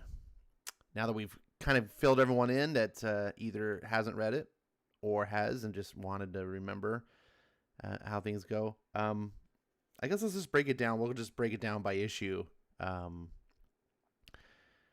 Issue 20. Some of the things that stood out to me was this first scene where Doma walks herself into this trap. I really liked this whole thing. And, she's like, because they're saying how they send the ambassadors and they just keep coming back with their heads lopped off and things like that. And they're making fun of the ambassadors. And she's just agreeing. She's like, oh, yeah, ambassadors are the worst, Obviously, yeah. And if they were, weren't stupid, they wouldn't be ambassadors and all this stuff. And the president's like, yeah, we need someone smart. Yeah, that's totally. And she just walks right into it. Someone close to me. Yeah, someone should be close to you. And then she realizes at the end, everything that she was agreeing to was her. And it's just like, oh, crap. And I thought that was really cool because Doma is one of the most ruthless, how would I say, cold-hearted bitches that I've ever had the pleasure of reading. This girl would cut your heart out and not think twice. She's just vile. And there's something about when you're reading a story like this, whatever, and you see people who get their comeuppance, and you're like, oh yeah, how does it feel? How does it feel to you to be on the other side? And she's one of, and that's always the thing about evil, right? Evil people are very content at sending other people to their doom and hurting other people. But when the roles are reversed, they're the first ones to be like, what? No, don't get, it's like, wait a second. But, and it's striking me, and I could be wrong because I'm only halfway through this series, but it's striking me as a theme of this series, at least one of many themes, is the the adage that I really like, by the way, is live by the sword, die by the sword. And that, you know, you kind of get what you deserve. And it seems like a lot of people in this story deserve a lot. The other thing about this first issue really stood out to me was the visuals. I loved, you know, you've talked about this a lot. One of your favorite things about this book. And, you know, I'm not a Nick Dragotta fanboy. I'm warming up to him. He's getting better, but this is the first book where I was like, oh, I'm starting to see. The page I have up right now is where the ship is flying over the sky, and we see the spirit kind of walking through, and just the composition of that shot, the coloring of the vapor trails and and just how it's flying through the endless nation, seeing those sentinels standing on those tall pillars. Oh yeah. Not just from an illustration standpoint. These illustrations are relatively simple, but there's a lot more to art than just drawing something. You also have to compose the visual to make it stimulating. And part of my art background is photography. And in photography, that's one of the main things you learn about, because in photography, you don't really create anything. You capture. And it's being able to understand like composition. An artist can put anything on the page. They'd have a blank canvas and they can just make whatever. And because of that, a lot of times artists don't learn composition, and it can become one of their weak points. And in this first issue, I was noticing, man, Nick Dragotta wasn't wowing me with the most amazing illustration ever, but his composition of shot after shot was just, I was loving it. And he is getting absolutely complimented by the colorist here in this book. Frank Martin Jr. The coloring for everybody that's loving King in Black. It's the coloring. On one hand, the coloring can be very simple and subtle at times, but that is actually one of the things that I like. So many would-be colorists, like they want to be a superstar colorist, they try too hard. They lavish the page in all sorts of colors, and it's like, let me show off how crazy, colorful this can be. And used at the right time, that's important. And that can be. But if you the whole book is just nonstop, just blasting me with colors, it ceases to become impressive. And Dragotta knows how to keep it calm. Or not Dragotta, sorry. What did you say the colorist's name was? Frank Martin Jr. Frank Martin Jr. knows how to keep the coloring simple and subdued in the moments that need, just look, we're seeing a guy's walk down a ramp. We don't need to have all sorts of crazy, lens flares and bright, just no. I like how he does the flashbacks by just basically bringing down the color saturation. But when there needs to be those emotional moments, he knows how to bring out the colors. And I also like that he keeps the colors relatively flat. Old school comic books, didn't have color gradation, right? It was just 4-color process, and it looks old-timey by modern eyes. But some of the new comics get way too into the color gradation, and it's like, you're just trying to make everything look like a photograph. I think there's a happy medium, and Frank Martin's really capturing it for me. Anyways, I just wanted to talk about that. I agree. Doma being a widowmaker. I loved this so much. One of the things I love about writing, and one of the things that impressed me about writers, I'm tongue-tied here, I should have written this out myself, is when you can have a really good reveal in your story, right? It doesn't always need to be a twist. A reveal does not have to be a twist. A reveal is just something you didn't see coming. And I can remember a couple episodes back, Doma blew up that guy at that meeting. And at the time, I just took it as she's an agent of chaos. I think I might even have said that in our review, which I was like, she's just blowing shit up. She's this evil bitch. I was like, wow. But now it's like, nope, that was all for a reason. And Hickman knew what it was, but the reader was not yet revealed to. And here we see the story of how once upon a time, it's a flashback scene. We don't know how far back it was, but it was before she became the president's right hand. She was working for Mao. And she's not just working for Mao, she's in love.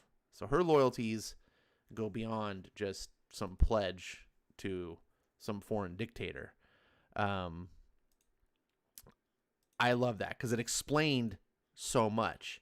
And I know when I go through on my second reading of East of West, which I know I'm going to do because there's so much I missed, a lot of stuff is going to make sense to me that I was like, oh, because I'm going to see it in a light that I didn't know the first time. And I love when a writer can do that.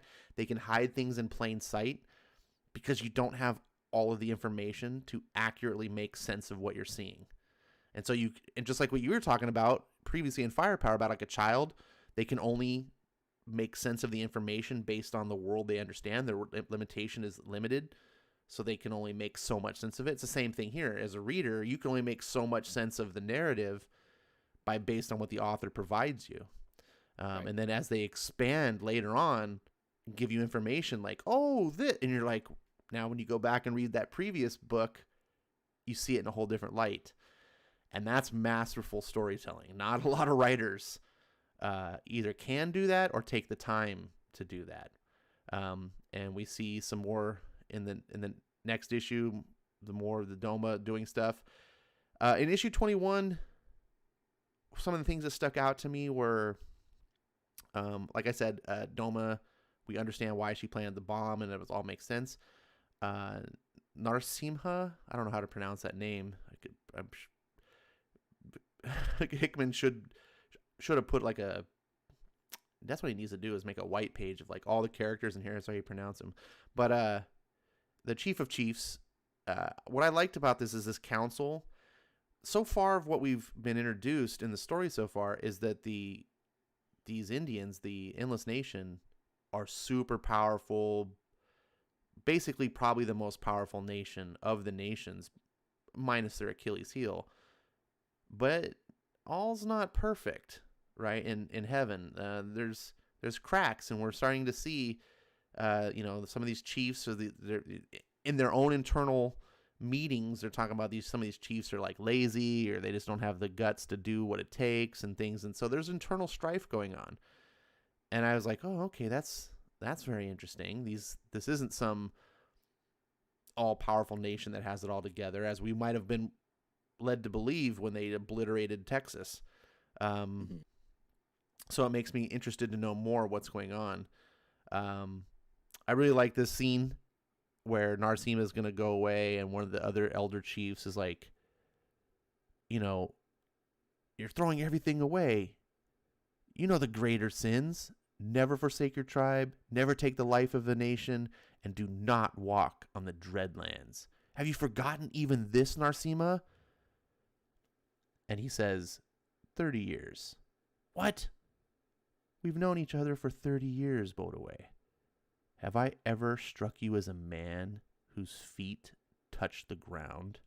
I was just like, oh man, that is a scene of like, just in the few little words of dialogue, you instantly are like, dude, Narsimha's a badass. Like he's just like, I don't touch the ground. Like, what are you thinking? Like, and that's, again, those are little bits that I appreciate that Hickman can write, that a lot of other writers out there are just pretenders, and they try to make characters sound badass, and they don't.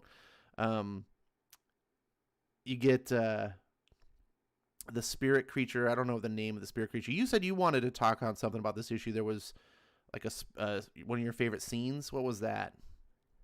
It was just that big splash page where right there where like the whatever little demons or rando spirits were kind of, perusing around the Deadlands, and they tried to get the jump on Narsimha, and he kicked the side of his hovercraft, and it grew legs. So one initially also, showing like, hey, that's where Death got that steed that has the cannon in it. he got it from the Endless Nation. He probably got it from Wolf, who's from there. Mm-hmm. And then two, I just love the big old thoom as he just incinerates those spirits. So that was it. It was just a super cool looking panel. Yeah. And some of the backstory that we get of like, oh, okay, it's just a hovercraft. No, he clicked like a cowboy with spurs on his, on his boots, like clicked his heels into the craft. It sprouted legs and then just went off on those things. I just really like that scene. Yeah, I love these robo steeds, by the way. Yeah. I want so bad there to be like merchandise. I want to buy like like Death riding on one of these. I want that. Oh yeah. And I want the ranger and his dog. Oh, dude. If I could get those, I would put those on my desk. They're awesome. I love these designs. Heck yeah. So that's what stood out to me on this issue. Issue 22. Let's see. I wish there was a quick way to just go back to the beginning of the book, but Comixology doesn't like easy. Nope. This is, you said, is your favorite issue. I call this the silent issue, even though there's a little bit of dialogue in the last panel. This is how you do a silent issue right, by the way. I criticized Hickman for doing a silent issue on his X-Men books, and I was like, this is garbage. This was not garbage. This was awesome. And Nick Dragotta, it highlighted his ability to tell a story when you don't get dialogue to lean on as a reader. It really stands out how good the artist is as a storyteller. And I tell people this about movies too. If you're interested in like film, if you want to like be more of an enthusiast or a film buff or whatever, and you want to learn things like how to appreciate cinematography and things like that, try watching a film, turn off the volume, just watch it in complete silence, where you don't get to hear the dialogue and any sound effects or anything, and just watch it. That's when you're going to notice how well a film is shot. How well is the directing carrying the film visually? Because there's a lot of bad directors out there that rely on a lot of crutches. And comics are no different. It's a similar type of medium. It's not moving pictures, but it is, essentially like storyboards, the way the movie's built off. And here you have no trouble following what's going on at all. This kid comes in. I think it's a kid, or maybe it's just a small guy. It's hard to tell. But this shipping container, it comes in. It floats into place. It's labeled, presumably just for the audience, so we can identify which is which, because there's millions of them. And it's like a Trojan horse type story. This guy walks up. He's got a little keypad. Gets inside, and he's got a screen. And inside, it's all set up for him. And there's secret compartments that open up and let people that were presumably maybe in some sort of cryo sleep or something, I don't know, just get out. And they've got equipment. They start arming up, and they look like they're assassin commandos. That's essentially what they are. And then there's a clock that's overhead, and you got 1 minute, and boom, they go out.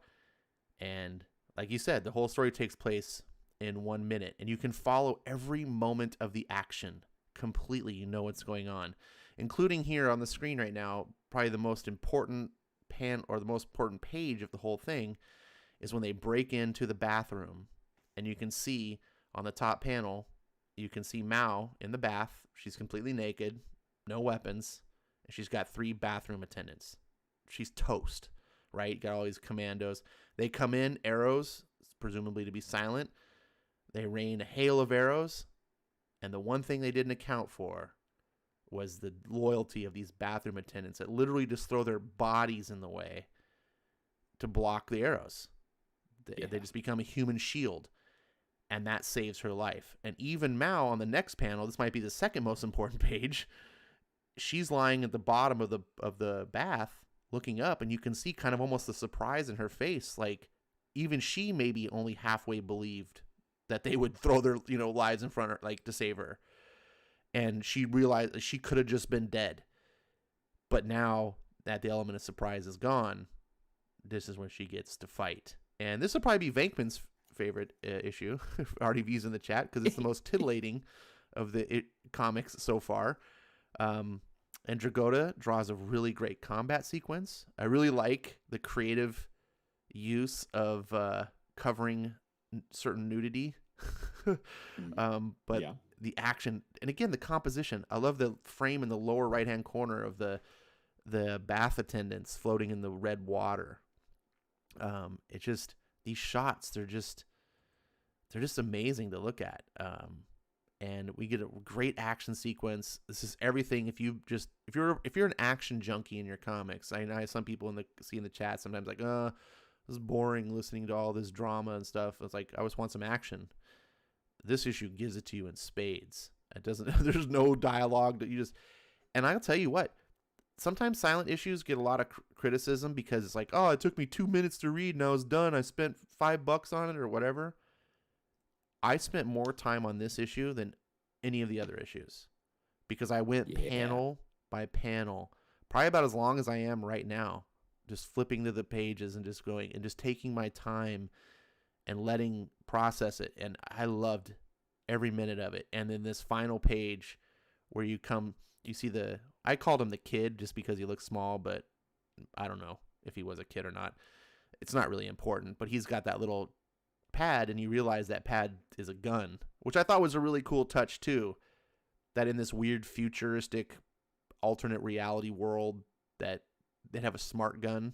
Like your gun has a computer built into it and you can use it to type, and he's like sends a message and he gets FAI, and I realized at the point it's like he's typing fail. Like he's typing something, and you get to the next page, and sure enough, he's typing failure, and he's typing it to Archibald, who's the one that sent him there. Love that issue. I love Archibald. He's such a great scheming villain. Finally, let's get to issue 23.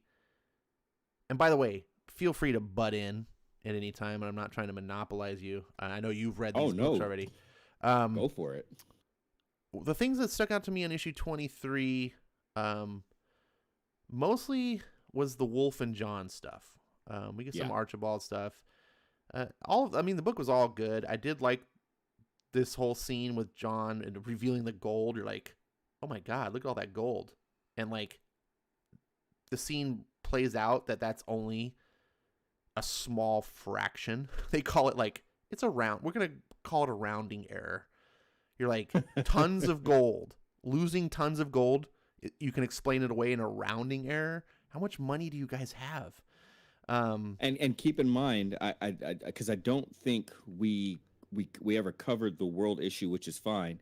But the Kingdom of New Orleans is oil rich, so they've got money on top of money. So a rounding error, whew, right? That's how. Can you make a rounding error for me? right.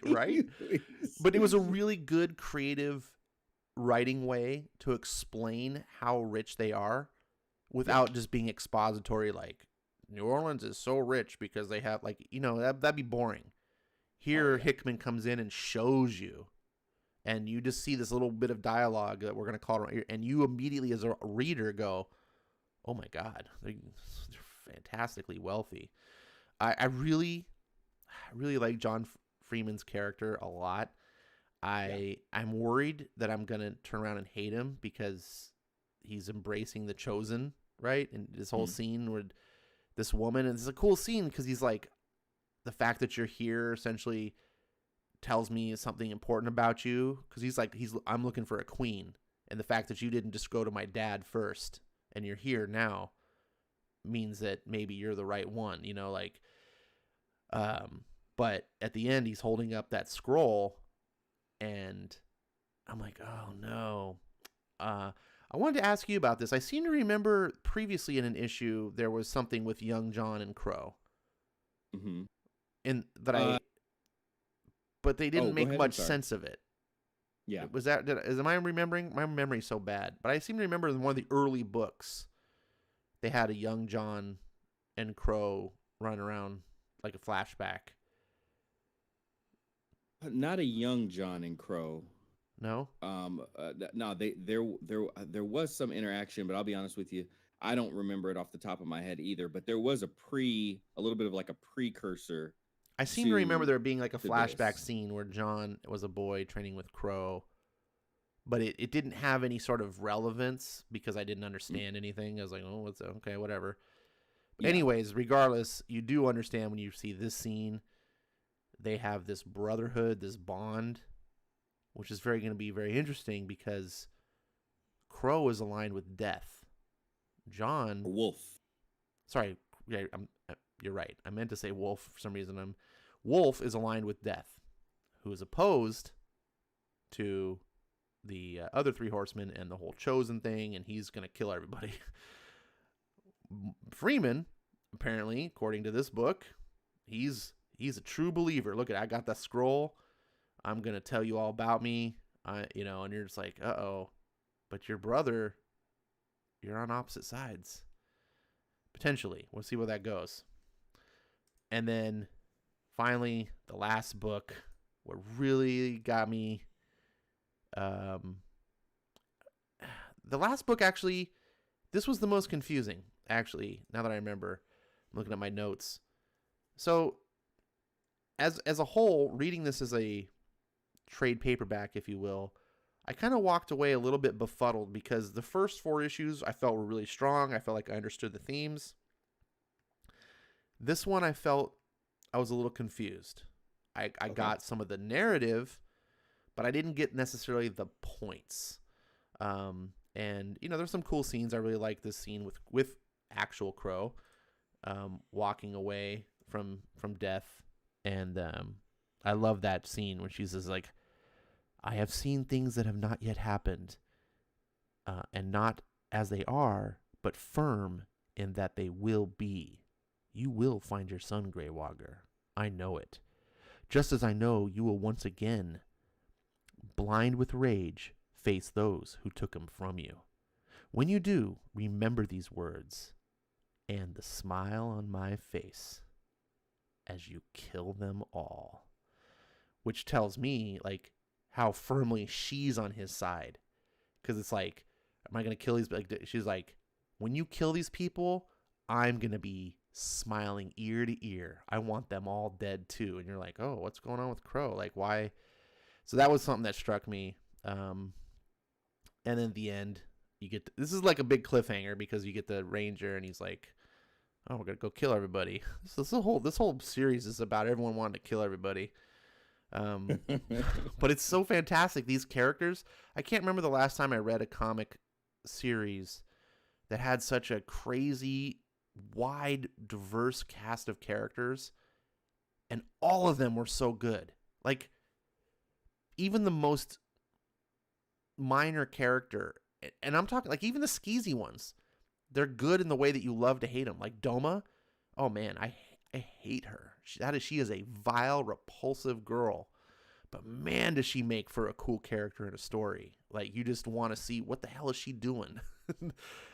Oh yeah. Same thing with like Archibald and stuff. Like, every character in this book, you're not necessarily in love with because you're cheering for them, but you just love that they exist because they create the conflicts and they have the different relationships and they're all scheming against each other, and you're just like, where is this going? There's not a single character in these books where I'm like, oh, not this guy. There's no Jar Jar, if you will. There's no character you're like, oh God, really? Hickman, I'm constantly impressed with this series. Did I miss anything? Oh no, you hit it. Yeah, I mean, and as far as the comments that you made about issue number 24, issue number 20, so, and I think you might see the theme of it if you begin to look back, but each volume, naturally this is nothing new. The volumes themselves have a beginning, middle, and end. So it's usually people arrive to a new place, or we're introduced to new people. They get tied into the people that we already know, that we've already been introduced to. The stories progress, and then always, just about always, I can't remember a volume not ending in everybody that went to the location and did their business at that location you're now uprooting and you're on your way to the next location to get the next bit of business started.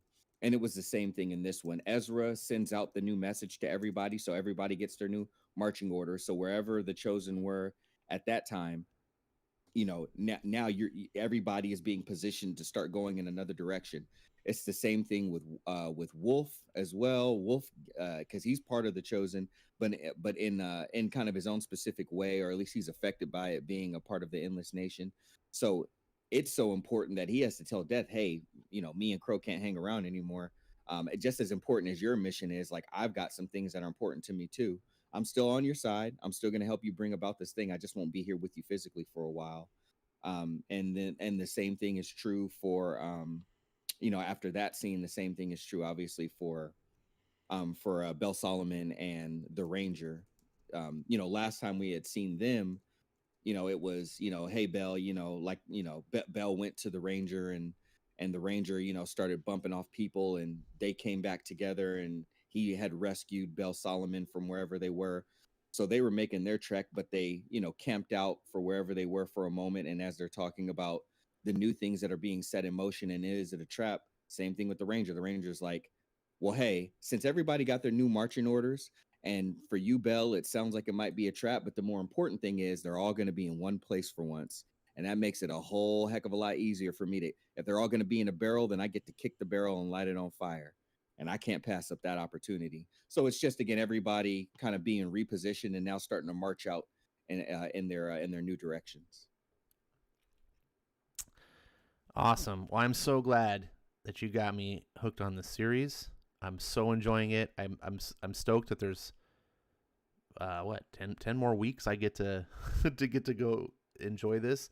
I'm going to be sad when it's over, but this is already I can see this is a series that I'm going to want to go back and read, because I'm already like, man, I know I'm forgetting things. I know there were things that happened in previous issues that I didn't understand at the time. As like the fog starts to get clearer as you're reading through, you're like, oh, what does that mean? Oh, and it's going to be a fun experience to go through and read it again, having that knowledge that you didn't have the first time, and be able to catch the things. I hope that you guys in the chat are reading this series.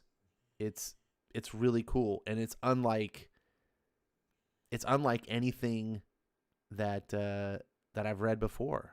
It's strange that to say that. It's, you feel like everything's been done in the world of comics. I've never read anything like that. I've read post-apocalyptic stories, right? I've even read stories that have kind of touched on, like, oh, we're going to do a Revelation type tale and stuff. But the way Hickman approaches this, almost from a, like, there's no heroes standpoint, I don't know if that's the way it's going to be at the end. But the fact that I don't know is almost kind of kudos to the story, because it's keeping me wanting to go for more. If you would have described to me in the beginning, like, oh, Ash, it's just a bunch of vile people plotting against each other to end the world, I'd be like, that doesn't sound interesting. But when you read it, I can't stop. All these characters, and you're like, every direction this story goes, I'm like, what? What? Who's doing what now? And like I said, the art is really growing on me. The composition, the storytelling, I'm just... Comics, we say this all the time, comics are a visual medium. And I just did a video recently on my main channel that I talked about how art is something that kind of gets forgotten a lot of times, especially in the modern era, because we have so much mediocrity in that form. And if you read enough comics with bad art, you kind of get used to it, right? We can get used to anything, right? And it can be good or bad. Sometimes if you read comics and it's all it ever is outstanding, the best art there ever was, then you kind of become a snob, and then you don't like anything because it always has to be the best. But it should have good art. It's not enough to have a good story. I can appreciate a good story and walk away and go, oh, that was a fun story. But when it's good art, that's when it takes the experience to a whole nother level. And I want to go revisit it again and again, because I just like looking at the pages. I like having these books. I'm strongly considering, depending on how much the ending of this series I love, because I'm loving the journey so far. If the ending hits me the way that I'm like, I gotta buy these hardcovers, those 3 beautiful big hard, because I'm like, I want to just sit there and look at them, be able to flip through them. Yeah, these are really cool. If you guys need any final comments in the chat, now's the time to make them. Lord says that Ash is the most evil person he knows, which is very fortunate that you don't probably know any evil people. Ronnie says she's learning about these series here, and I'm glad that we're able to spread some knowledge and spread some experience. There's so many comics out there, Skip. It's hard to find. Like, even the great comics, it's just a massive sea of them, And you could have all the best intentions in the world to find good comics, but you may not, just because there's so many. It's like, what do I choose? True. Tough to wade through. Gotta love word of mouth. Shows similar to this have definitely introduced me to a lot of comics. So many people that are in the chat now have introduced me to different comics. So that's why we love shows like this. Not only do we get to sit here and talk about the books that we love, like Ash says, have that water cooler talk, but we also get to share some different books with each other, and then find new books to fall in love with and talk about to more people. So I love it. I love it. Well, Skip, I think this show ran kind of long, but it was really fun to do. But I do think we should wrap things up. Do you have any final thoughts? Anything you want to say? Yes, I do want to say this. I have the pleasure and the privilege of having an issue number 22 signed by Nick Dragata with a little stencil of death on the front of it. And that's one of my little joys that I get to love and appreciate in life. There's not a lot of people that I can even tell what that is. It'll be like, what's a Nick Dragata? You can't even say that. So that's something that I get to look at and stare at every day. It's my favorite issue of my favorite comic series ever. And it's super dope. And Ash, I do want to tell you now that we're at the point, because we're halfway into year 2. We just finished volume 5. And now that I know that you really, really, really love the series, and I know you still got to see how it lands, I am going to be sending you another signed copy of a piece of East of West paraphernalia. And I want to discuss something with you that I didn't get to tell you yet, and I'm not going to fully expose it here on stream, but I am going to put it out here. There might be a way that the people that continue to tune in every week have an opportunity to get one of those as well, because I do have a few extra ones. Ooh. So you got one coming your way, and all of you faithful, loyal people that have been following the show every week, every other week, that we do it and record it.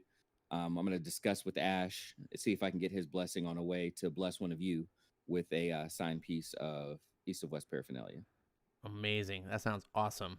To wrap things up, Dominic Powell in the chat says, if you want to read more independent comic books or graphic novels, check out Elementals by Bill Willingham and Rising Stars by JMS, J. Michael Straczynski. I will put both of those on my to-do list. I will check those out at some point in the future. I love hearing suggestions. I don't know anything about Elementals and Bill Willingham. I do like J. Michael Straczynski, so that sounds good. Dominic Powell also says also Michael Turner's Fathom. So if you guys have any final independent comic suggestions, be they new books that are currently on the shelf or old ones, let us know. If they don't make it tonight, just share them on the next show, and we'll always shout them out. The point of the show is to get people to experience independent comics. There's no way that we could cover them all, right? So we just pick a couple that we're jazzed about and talk about them. We do have a sister show that's related to this that Skip and I do, and also Nalo and Eric Breen that are involved in. We've got one show under the belt. It's called Criminal Cast. I kind of started that just because we didn't have room to put it in the Unnamed Comic Show. Like, there's only so much we can do. So that's an unscheduled show. maybe if we're lucky, we might have a new episode out this week. But we have to do it when we can get together. And so stay tuned for that. Those Ed Brubaker, it's a criminal cast. It's basically all Ed Brubaker independent stuff. And watch the first episode if you missed it. I recommend it. If you haven't read Reckless, go get it and read it. It's amazing. My final thoughts is read good comics. Skip, you want to take us out? Thank you for coming out. God bless you. Good night. Good night.